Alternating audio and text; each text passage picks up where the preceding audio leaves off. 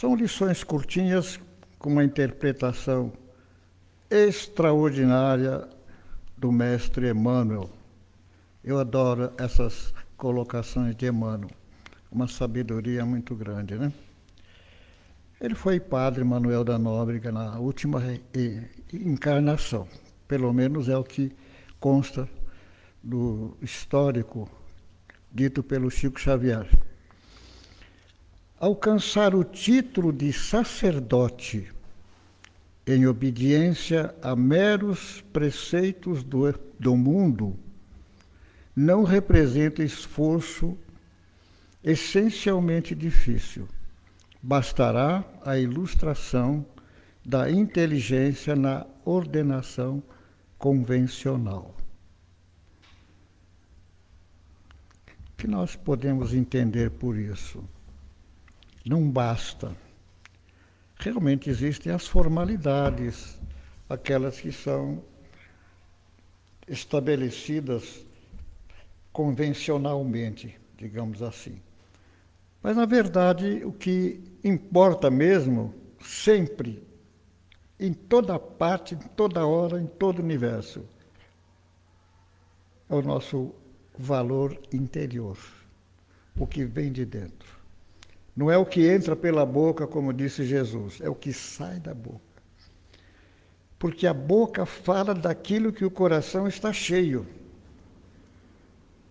Veja como Jesus dirigia a palavra à multidão numa linguagem tão simples e tão profunda. Porque se a gente vai analisar a profundidade da mensagem, é algo extraordinário. Porque em poucas palavras, simples, ao alcance de todas as pessoas, cultas ou não cultas, ele falava para o coração, para a alma, para o espírito imortal. Por isso que ele, Jesus, foi considerado não vou dizer por ele mesmo, porque ele não falava tanto de si, a não ser em algumas passagens, como, por exemplo, eu e o Pai somos uno. Foi traduzido como um. Daí aceitar Jesus como Deus. E não é. Na visão espírita não é. Deus é Deus, único, Criador. Agora, Jesus é nosso irmão mais velho, nosso irmão sábio, nosso mestre. Né? Segundo a tradição, ele é o construtor do nosso planeta. Então, olha, se nosso planeta tem 4 bilhões e 500 milhões de anos, que espírito é esse, gente? Só um espírito desse quilate poderia, depois de passar tudo que passou, tanta humilhação, chicoteado, coroa de espinho na cabeça, coisas horríveis, uma tortura que não era necessário. Um ser humano comum não aguenta tudo aquilo. Nem chegaria ao Gólgota, nem conseguiria carregar a cruz, sendo chicoteado o tempo todo. Mas ele tinha outra estrutura, não se pode comparar. Outra estrutura. E a mente dele era tão poderosa que ele poderia, se quisesse, não sentir nenhuma dor. Porque os yogas fazem isso depois de muito treino. Na Índia tem academias de yoga. Uns falam yoga, outros falam yoga, eu não sei. Eu prefiro yoga. E eles conseguem dominar o sistema nervoso a ponto de não sentir dor. Sentar em pregos, caminhar em pregos, em vidros, e não sentir dor. Ter os cortes todos, porque há possibilidade. A mente é tudo, né? É o espírito em ação. Quando nós falamos pensamento, mente, é tudo obra do espírito. Porque sem espírito não tem pensamento, não tem nada, não tem vontade, não tem nada, emoção nenhuma. Na verdade, nós somos espíritos, então Jesus é um Senhor Espírito, não? A gente não tem ideia, não tem dimensão da grandeza desse Espírito. Mas, voltando aqui ao nosso texto, ele fala das convenções humanas.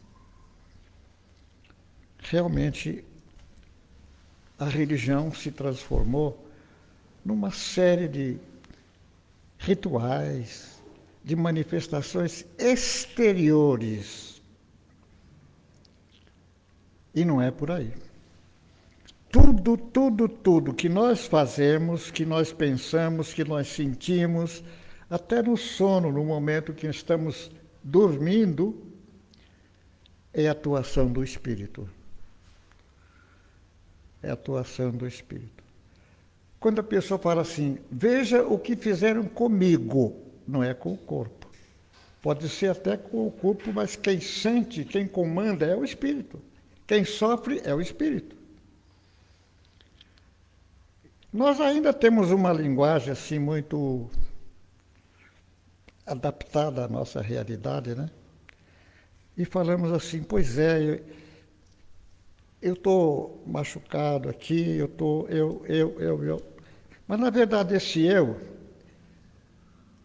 a gente mostra o corpo, mas na verdade quem sente é o Espírito. Tudo é o Espírito. Se alguém quiser uma prova, é só conversar com o cadáver. Faz pergunta para o cadáver. Bate no cadáver. Não tem nenhuma reação, não sente nada. O ser pensante, atuante, que dava vida ao corpo, dali saiu.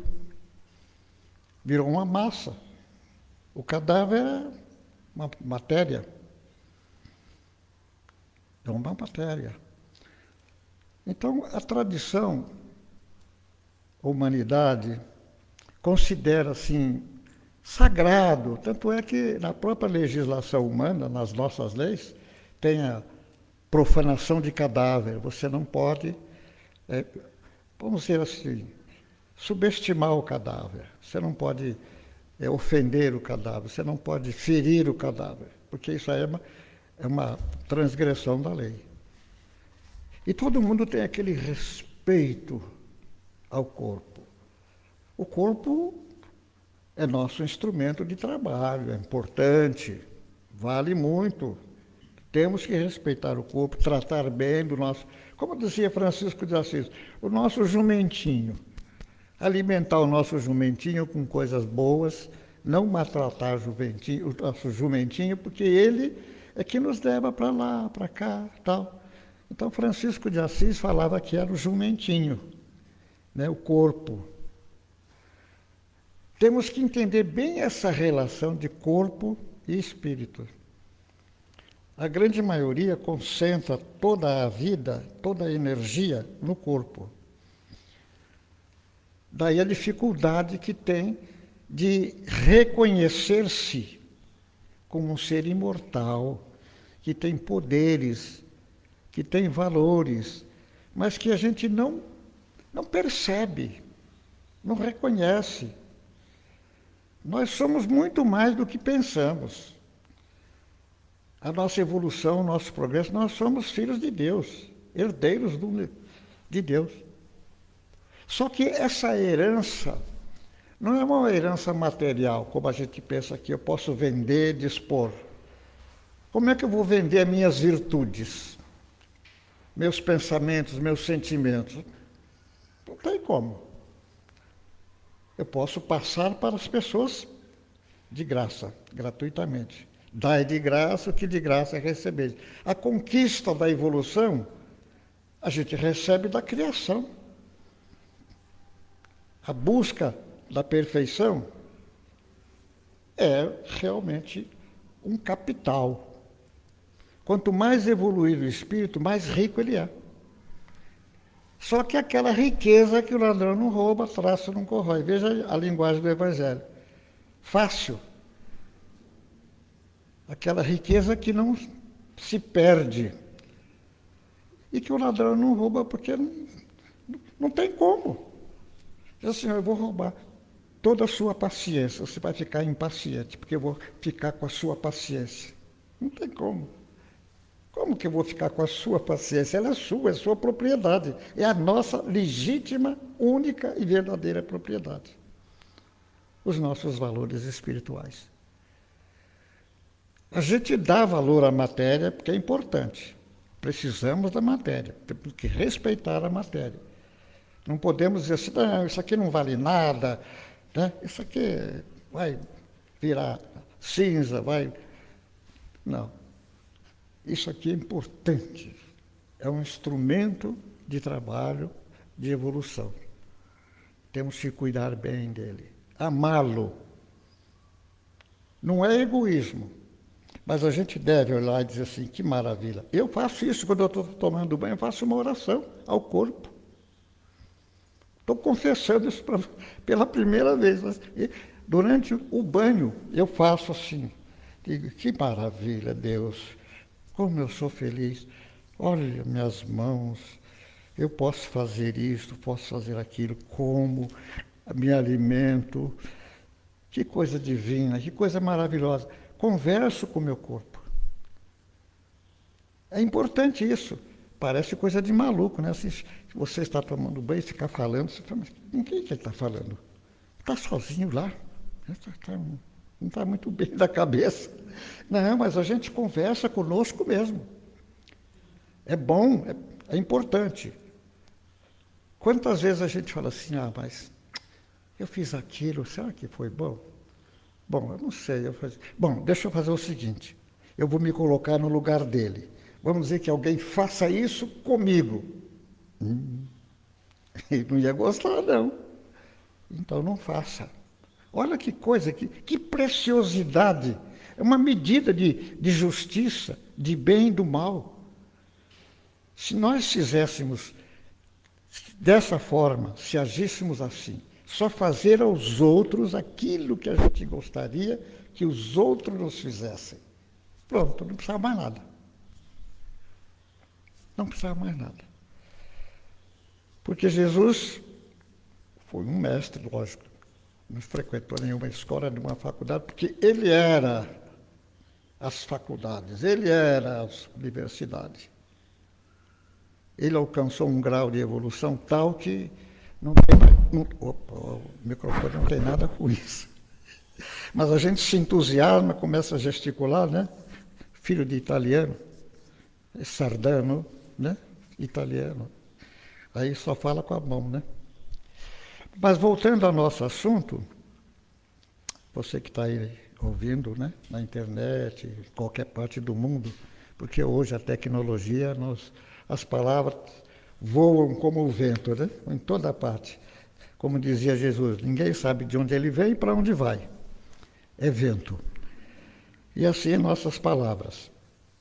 Quando a gente profere uma palavra má, uma palavra que provavelmente ofenda, e a gente fala, eu estou arrependido.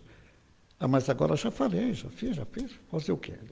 Você pode correr atrás da palavra e voltar. Dizer, me dá de volta aquela palavra lá, que eu... escapou, foi sem querer e tal. Não tem como. O que você pode fazer? Você pode consertar. Foi uma infelicidade minha, viu? Nossa, mas que loucura, desculpa, viu? Eu não estava bem. Não sei o que aconteceu, eu falei bobagem. Mas não era isso que eu queria dizer. Você me perdoa, me desculpa, tá bom? Pronto. Você se alivia, se liberta. Você já fez a sua parte. Se a pessoa não aceitar, é com ela. O problema dela. Eu me liberei. Estou com a consciência tranquila. Pedi desculpa, pedi perdão e pronto. Estou arrependido. Não vou fazer mais, vou pensar melhor, tal. Aí é que é o processo da autoeducação, né? Que a gente se incomoda muito com a educação dos outros, né? Mas que pessoa sem educação, né? Olha que atitude, que gesto, que não sei o que. A gente julga meio mundo. Mas será que você também não faz alguma coisa errada? de repente você não dá uma mancada aí, né? Você não ofende alguém sem querer. Porque às vezes a gente fala sem querer, mas no fundo, o nosso inconsciente sabe. A gente, na memória de vigília, na presente memória, não registra, mas o inconsciente passa aquela informação. No fundo, você ainda não superou essa fase. Você traz ainda ciúmes, medo, inveja. Isso é próprio do ser humano, próprio, característico. Nasce com a gente, não tem problema. Mas o nosso dever é controlar e educar todos esses impulsos. A pessoa às vezes diz assim, me deu vontade de. No fundo, é o nosso inconsciente, é o nosso passado ainda, com raiva.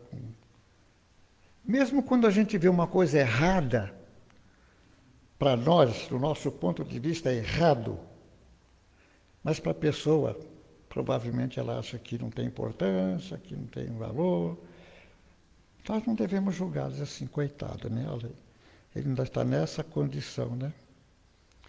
Eu fico pensando, gente, Jesus, na cruz, depois de sofrer chicotada, pregar na mão, prego, não era prego, era um tipo de um parafuso, uma coisa grande assim, aqui na mão, arrebentou, explodiu a mão aqui, as pernas, quebraram as pernas dele. Gente, e ele fala assim, Pai, perdoa, eles não sabem o que fazem. Isso é demais. É demais. É como se ele dissesse assim, mas que coisa, né? Como a humanidade está atrasada, gente. Eu saio lá do meu reino, lá das alturas onde eu estou, desço aqui à terra, trago uma palavra de amor, de paz, de consolação. E olha o que fizeram com o meu corpo. Não comigo, com o meu corpo. Que coisa, né? Como o ser humano está ainda bem infantil, bem atrasado. E pede a Deus, Deus, misericórdia, perdoa. Eles não sabem o que fazem. Esse não sabem o que fazem, a gente tem que estudar bem na psicologia, porque diz assim, ó, será que sabe ou não sabe? Nós pensamos que sabemos, mas não sabemos. Existem dois saberes, o saber imediato, conveniente, o dia a dia, a nossa vida social, e aquela outra parte permanente, aquela que já vem e vai continuar. Então, a educação entra como um ingrediente pesado, de força, para transformar os hábitos. É criação de hábitos, porque o hábito, segundo nós dizemos, e é verdade, é uma segunda natureza. Quando você vê, já fez. Você tem aquele hábito, tem aquele costume, aquele vício, repete. Mas a gente tem que corrigir. Então, nós achamos os defeitos dos outros. É muito fácil dizer assim, ó, fulano é egoísta, viu? Nossa, mas como é egoísta, só pensa nele. Mas se fulano é generoso, né? Olha que gesto bonito. Eu não teria capacidade de fazer isso. Mas olha, fulano fez. E não é a primeira vez, não, já soube de outros casos. Pessoa generosa. Maravilha. Se a gente pudesse, o ideal seria exaltar só o lado bom. Se você não pode falar o bem daquela pessoa, não fale mal. Não fale mal porque eles não sabem o que fazem. Pensam que sabem, mas não sabem. Convencionalmente, mundanamente falando, sim, da questão de educação, de princípios, de boas maneiras, coisa que se aprende externamente. Etiquetas. É uma coisa assim, social, passageira. Agora, os valores morais, as aquisições espirituais, essas têm um valor extraordinário. E a nossa riqueza, a única riqueza. Você pode ser arquimilionário, bilionário, trilionário, porque agora falar milionário é quem tem 1 milhão. 1 milhão, conforme o apartamento, você não dá nem para dar entrada. Não vale quase nada a nossa moeda. Então, hoje tem que ser bilionário. Bilionário não é grande coisa. A não ser que tenha muitos milhões, né? Mas quem tem 1 milhão não é milionário. E nós damos muito valor, mas muito valor mesmo, às coisas materiais. Elas não valem nada? Valem, opa, é nossa manutenção, nossa sustentação, é nossa cultura, é tudo. Mas o problema do apego, gente, o apego. Eu tenho apego. Às vezes eu quero, puxa vida, podia ajudar com essas roupas, assim, mas está tão bonita, ainda uso muito, tá? Né? Eu gosto tanto dela. Essa aqui não dá. Agora, não, essa aqui já está bem surradinha, essa aí vai, essa vai. É assim, é o inconsciente da gente. A gente nem percebe que está fazendo uma coisa absurda. O apego, a gente sofre. Está cheio de espírito no além, querendo voltar, querendo reviver, mas não tem volta. Só noutra oportunidade, noutro corpo, noutras condições, de acordo com a lei do karma, de acordo com o mérito. Às vezes a própria pessoa escolhe. No livro dos Espíritos, ele fala muito disso, que a gente escolhe as provas. Em princípio sim, mas não é bem assim. Eles propõem, dizem, olha, no seu caso, a gente propõe uma encarnação assim, nessa família, uma família modesta, porque você desperdiçou o dinheiro todo, você fracassou como pessoa, com a riqueza, né? A prova, tudo é prova, é teste. A pessoa não se dá conta, não sabe, né? Só o Espiritismo é que fala assim, provas e expiação. Expiação é resgate, é dívida, é cobrança. Agora, a prova não. A prova você não deve, mas vai ser submetido para ver como é que você está, se você está em condições de assumir missões maiores, porque se você ainda tem apego, se você ainda tem isso, tem aquilo, você não está pronto. Então você tem que ser desafiado na pobreza, na paciência, nisso, naquilo. Aí sim, aí você passa na prova porque você está em condições.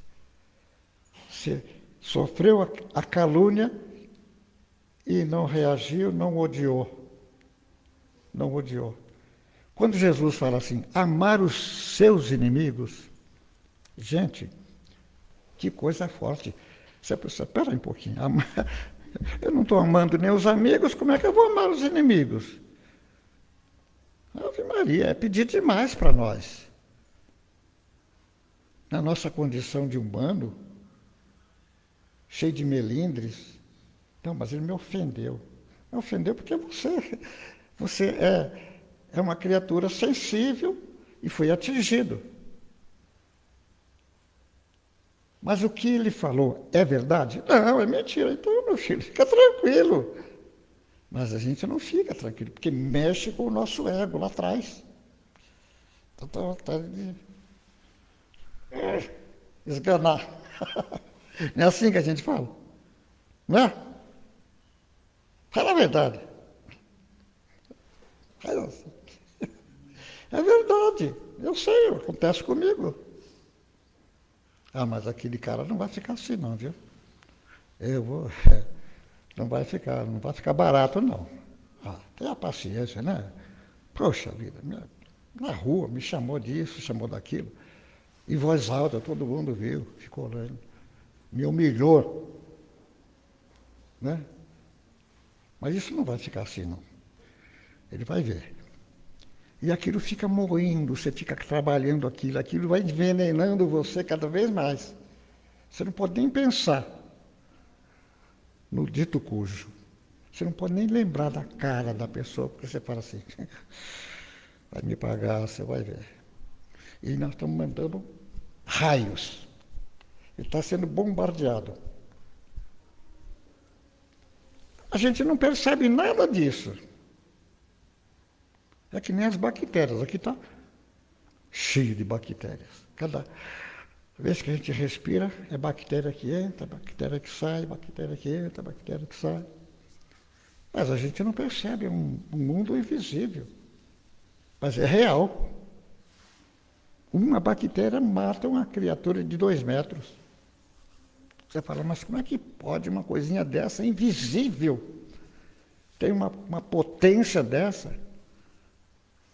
É o caso da energia atômica, né? Coisa impressionante. A reação em cadeia. São leis da física. Agora imagina das leis espirituais com relação ao pensamento. Quantas vezes a gente se pega pensando naquilo que os outros fizeram, ou mesmo vendo a televisão, fala, mas que canalha, né? Olha, que sujeito miserável, né? Tomara que aconteça isso, tudo isso aí é lixo. Então, esse processo de reeducação espiritual é muito grave, é muito sério. Agora, os espíritos superiores que nos encaminham para a reencarnação, vamos dizer assim, a divindade, porque a divindade é representada por esses espíritos elevados. Porque nós não conhecemos Deus, nós não temos a menor ideia. A gente vê o mundo, vê a natureza e fala, isso é uma prova de que existe. Está tudo muito bem organizado, tudo perfeito. É uma coisa assim, maravilhosa.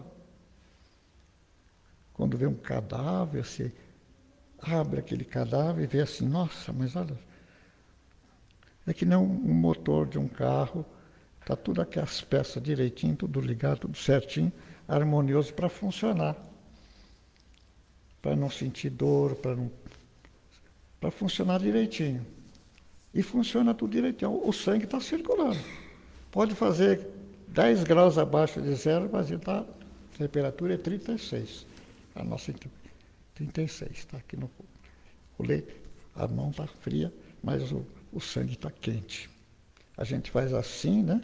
Para aquecer, porque tem umas regiões que concentra mais calor, então a gente busca automaticamente, instintivamente.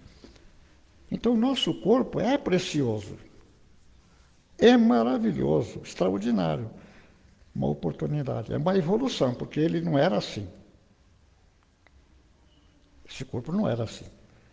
Ele foi sendo trabalhado, aperfeiçoado, tá? Chegou nesse estado que está, né? Essa beleza que nós somos, né? Essa coisa assim, né? E por falar em beleza, a beleza é um dos testes de provação. Provação. Porque se você se apaixona pela sua imagem, é como Narciso, né? Narcisismo. Tudo isso, essas lendas todas têm muita sabedoria. Todas as lendas têm sabedoria. Porque elas é produto da imaginação, de uma imaginação inteligente, criativa, e tem um simbolismo, tem um significado. Quem é Narciso? Ele existiu? Ele olhou na água e viu a sua própria imagem e ficou deslumbrado. Tudo isso é simbólico, tem uma série de interpretações atrás disso. Porque todos nós temos um pouco de narcisismo, todos nós.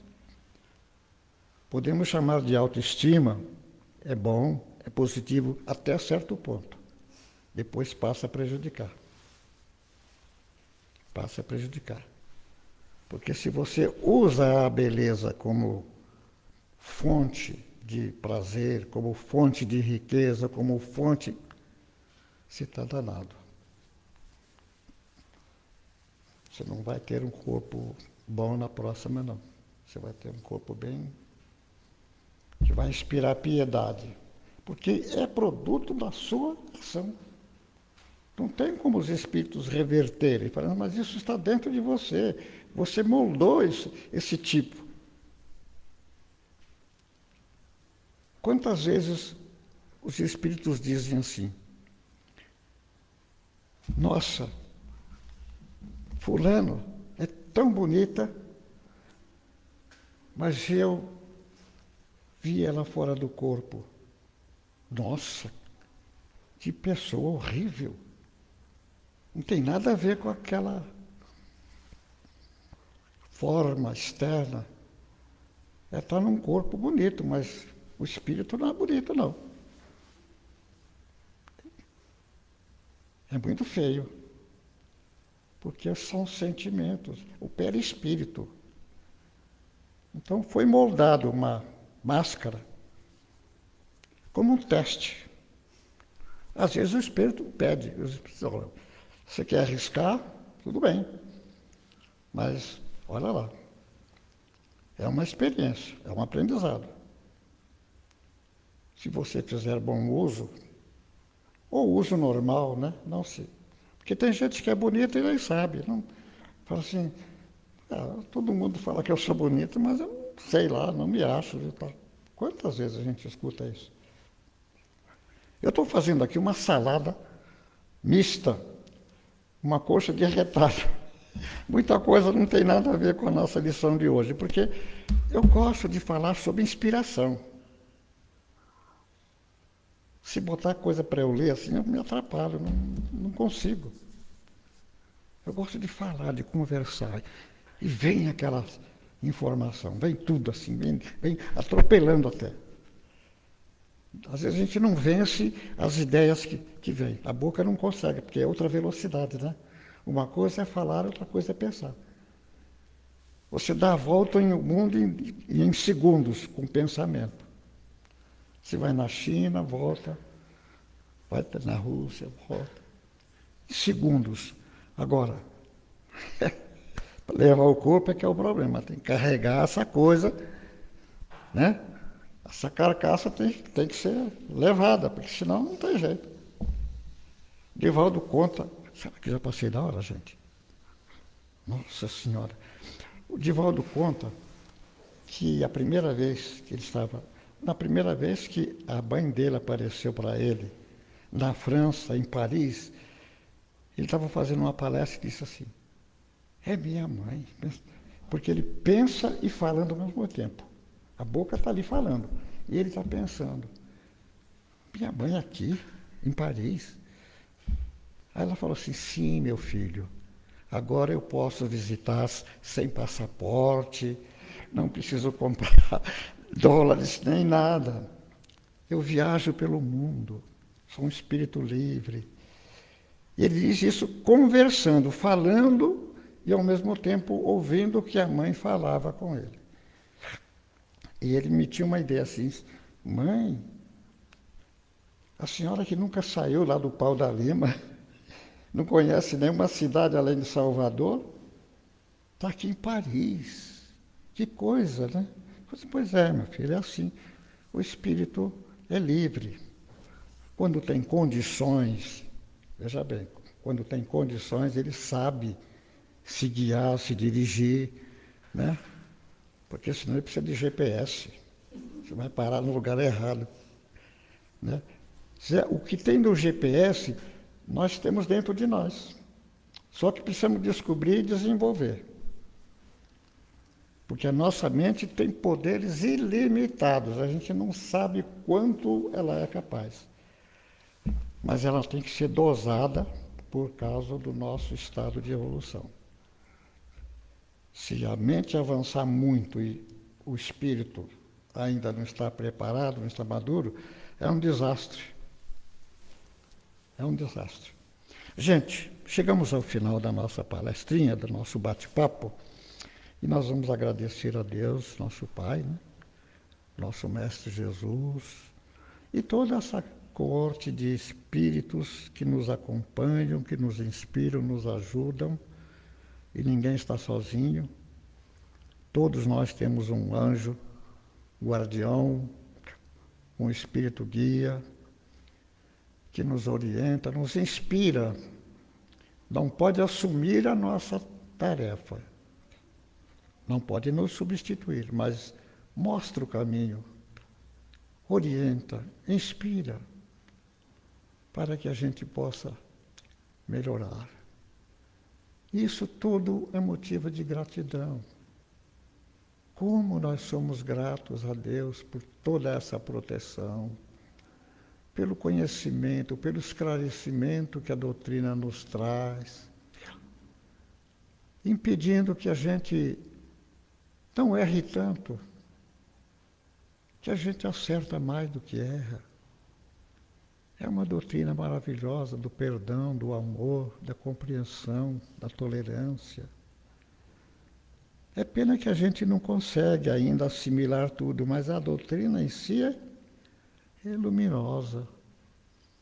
E por isso a gente agradece. A gente agradece por seguir esse caminho abençoado que nos conduz à luz. Mas também tem aquelas pessoas que sofrem no mundo, quanta dor, quanto sofrimento. Agora nessa época aqui no sul da terra, né?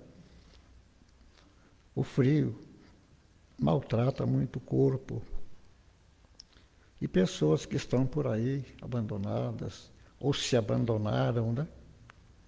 Cada caso é um caso. Passando frio, passando fome. Tudo isso está historicamente planejado. Tudo isso é obra do merecimento, mas isso não quer dizer que nós não devamos ajudar. É também uma demonstração de que a divindade coloca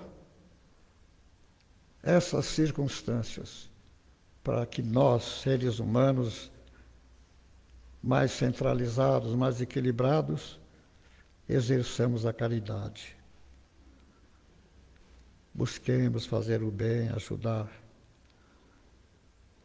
para justamente amontoar tesouros que o ladrão não rouba, a traça não corrói.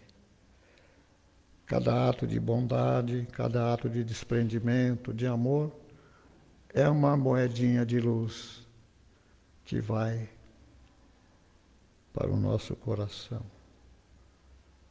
Então nós precisamos buscar esse caminho da simplicidade, da humildade, que são exatamente os opostos da vaidade, do orgulho, da soberba, de todas essas coisas que ainda carregamos, de certa forma, no nosso íntimo. E por isso que estamos aqui estudando, estamos aqui aprendendo. Por isso que vós viestes à Terra trazer a carta magna do amor. E somos gratos por isso. Abençoa-nos a todos, nossos lares, familiares, todas essas pessoas necessitadas. Graças a Deus. Que assim seja.